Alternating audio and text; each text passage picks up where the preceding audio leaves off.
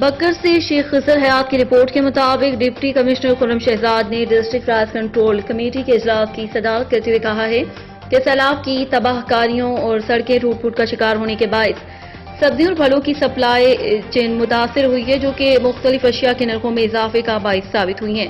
اب جبکہ زمینی راستوں کے حالات بہتر ہوئے ہیں تو سبزیوں اور پھلوں وغیرہ کے نرخوں میں بھی کمی آنا شروع ہو چکی ہے۔ ڈپٹی کمشنر نے کہا کہ سبزیوں اور پھلوں کی مناسب قیمت برقرار رکھنے کے لیے روزانہ کی بنیاد پر سبزی اور فروٹ منڈی کا دورہ کیا جائے۔ اس دورے کو بامقصد بنانے کے لیے آکشن مکمل ہونے کے بعد اشیاء کی مارکیٹ ریٹس نکلنے تک میں بذات خود موجود رہوں گا۔ معیاری اشیاء کی سرکاری نرخوں میں دستیابی یقینی بنانے کے لیے میڈیا خصوصی طور پر اپنا متحرک کردار ادا کرے۔